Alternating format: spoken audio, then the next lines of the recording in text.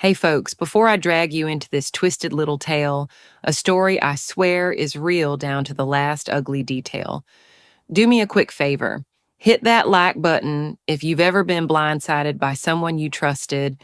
Share this video with your crew who loves a good thriller, and subscribe if you're into stories that make your pulse race. Ready? Here we go. Our story kicks off on a lazy Friday night in my quiet little suburban house, where the streetlights cast a dull yellow glow through the blinds. It's 7:30 p.m., and Daniel, my husband, plants a peck on my forehead like he's done 1,000 times. "Heading out to see Josh," he says, voice flat, casual. "Might be late." I nod, no red flags, no second thoughts. Josh has been his best buddy for 20 years, the kind of guy you call at 3 a.m. when your car's toast on some back road. I've cooked for him, laughed with him, trusted him. Last text from Daniel comes at 8:17 p.m. Done with Josh, on my way home. I'm sprawled on the couch, scrolling my phone, waiting for the jingle of keys in the lock. But the clock keeps ticking. 10 p.m., 11 p.m.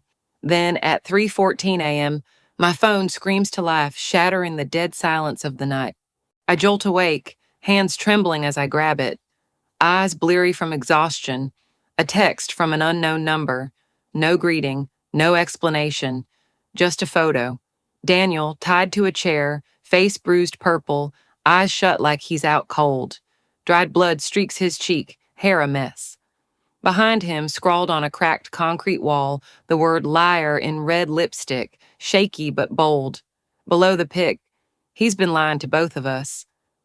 I stare at the screen, breath hitching, the sound of rain slamming the windows like it's trying to break in. Where's Daniel? Who sent this? I call the number back. Nobody picks up. Just a long, icy beep, echoing in the dark, sinking with my pounding heart. I stumble to my feet, pace in the living room, barefoot on the cold wood floor. My head's spinning. Daniel doesn't just vanish. He's an engineer, lives by a schedule, punctual to a fault. I used to tease him he'd show up on time for the apocalypse. "So what's this?" I check the bag he left on the table. Wallet, car keys, credit cards, all there. He didn't go far. I call Josh, voice cracking, practically yelling. "Josh, where's Daniel?" "He said he was with you." A beat of silence, then Josh mumbles, sleepy, too innocent. "Huh? I waited at the bar last night, but he never showed. Probably caught up with work." I want to smash the phone. Work? With a busted face and ropes? Josh is full of it. Something's off. I grab Daniel's phone. Password's our wedding date, June 15th, 2015. Never changed, like he's proving he's the loyal type. Texts with Josh are empty, just dumb football chatter. Then I spot a number labeled Josh Office. I dial it, hands shaking so bad, I misdial twice. It rings twice, and a woman's voice answers, rough and sharp. "Who's this?" I freeze. "I'm Daniel's wife. Who are you?" She snorts, a sound like a blade scraping metal. "Wife? Daniel said you're his cousin. I'm Clara." My heart stops. Clara, not Josh. Not work. A woman. I Google the number, nearly dropping the phone. Clara's married to Tom, Daniel's old coworker who transferred 6 months ago. I know Tom, loud, always drinking with Daniel on weekends, the guy everybody likes. But Clara? Never met her, never heard her name. I jump in the car, head to the only address I can dig up, a small house on the edge of town, 40 minutes away, nights pitch black, just faint streetlights on the wet road. I knock, no answer. Windows dark, but through the glass I see a black dress hanging by a mirror, identical to my wedding dress, the one Daniel said was the prettiest thing he'd ever seen. Chills crawl up my spine, then a shadow moves. Clara steps out, hair wild, eyes like knives. She holds up her phone, voice flat. "Take a look. Daniel said you're his cousin, told me he divorced you 2 years ago." On the screen, Daniel hugging her, grinning. That smile I thought was mine alone. I want to puke. He lied to me, lied to her. But that photo, who tied him up? Who knows everything? Clara stands there in her dim house, staring at me like I'm some trespasser in her messed up world. I don't care. I need answers, and I need them now. Where's Daniel? I snap, gripping my car keys so hard my nails dig into my palm. She shrugs, cold as ice. No clue, but you deserve the truth before you go looking. She swipes her phone, shoves it at me. Another photo. Daniel in matching shirts with a kid, maybe 4 years old. The boy's got a mole under his eye, exact same spot as Daniel's, the one I used to call his family mark. I can't breathe. Those weekend work trips, those late nights at the office, he wasn't working. He was playing dad, not with me, with her. I stagger back, nearly tripping over the doorstep, head blank. Your son? I choke out, voice shaky, dreading the answer but needing it. Clara nods, eyes wet but voice cutting. Found out last year. He swore he'd ditch you, marry me, give the kid a real family. Then he ghosted. I asked for child support. He threatened to skip town. I laugh, a dry, bitter sound that bounces off the walls. Skip town? With who? Me or another sucker? That photo flashes back. Daniel tied up, liar on the wall. Did Clara do it? I study her, searching for cracks. She doesn't look like a kidnapper, no panic in her eyes. But someone knows. Someone's pulling strings. I drive home, tear through Daniel's stuff like a wounded animal clawing for shelter. An old box of letters in the garage. Not mine, not Clara's. A new name, Emily.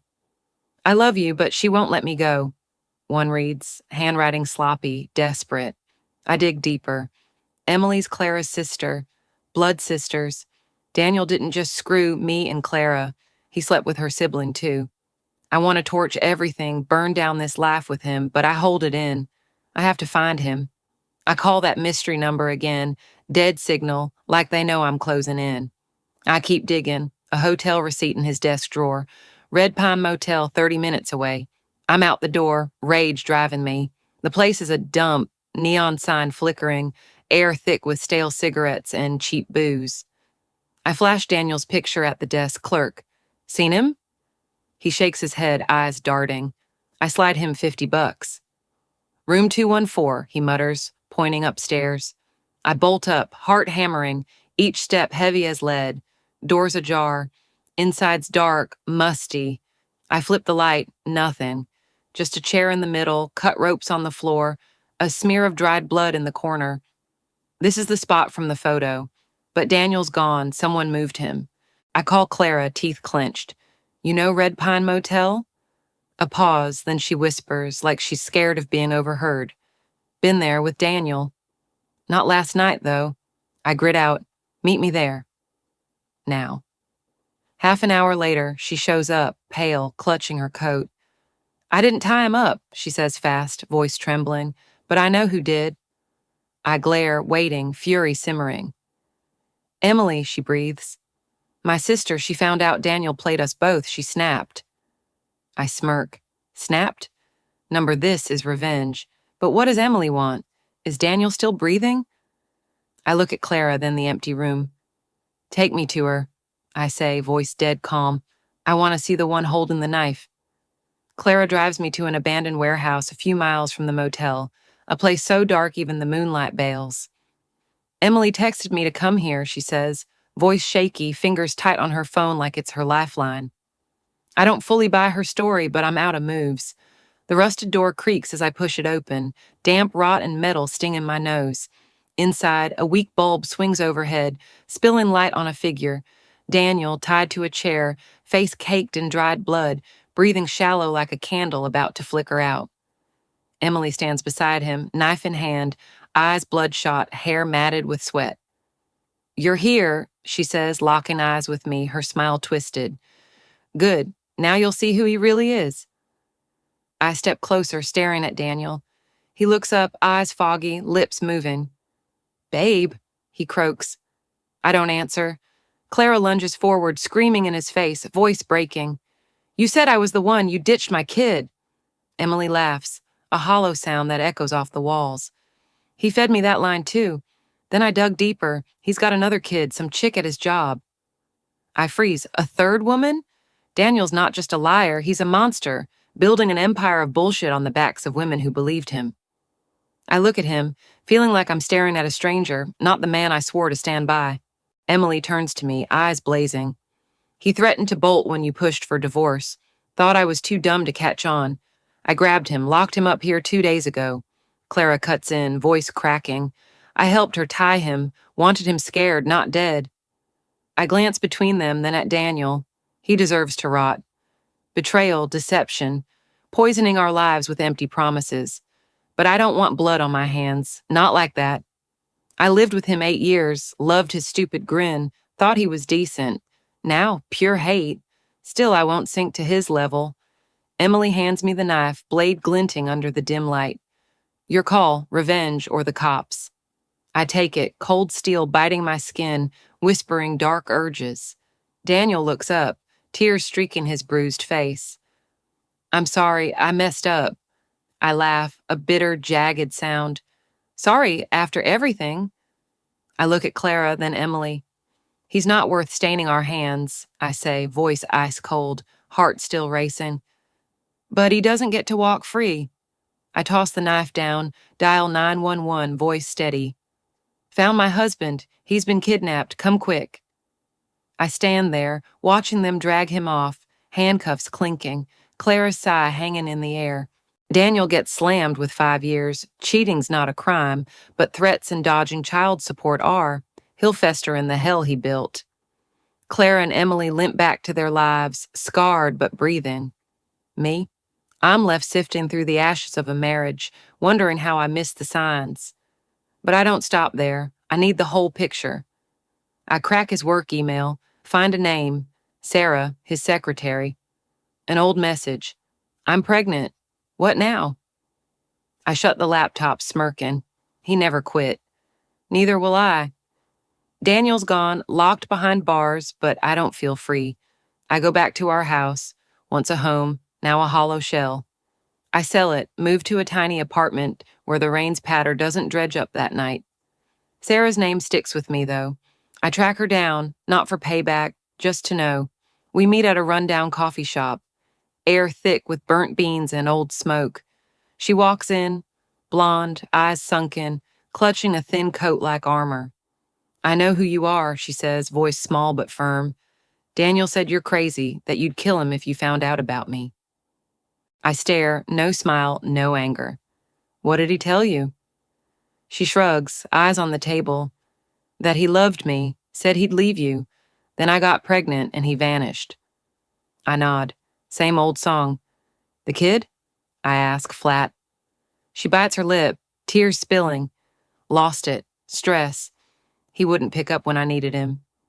I let her cry, no comfort offered. I'm out of that. Sarah's no enemy. She's a casualty like me, Clara, Emily. But I'm done with forgiveness. Here's what I've learned. Cheaters think they're slick enough to juggle it all. Lies, lovers, the people they crush. They don't count on the women they betray turning sharper than any detective. I didn't kill Daniel, didn't touch Clara or Emily, didn't hurt Sarah. But I'm different now, not the naive wife waiting up. I'm a survivor, heart cold, always watching my back. I start writing, a blog, no names, no places, just raw words warning others. It blows up, thousands read, comment, spill their own guts. My husband did that. My best friend stole my guy. I scan them all, don't reply. I don't need friends or pity. I need them to get it. Don't trust too deep. If someone screws you, don't cry, act. That's it, folks. Story ends here, or maybe it's just starting. Who knows? If this hit you, smack that like button. Share it with anyone who needs a wake-up call on trust. And if you're hooked on dark tales like this, subscribe. Drop a comment too. What would you do in my shoes? I read everything. Catch you next time.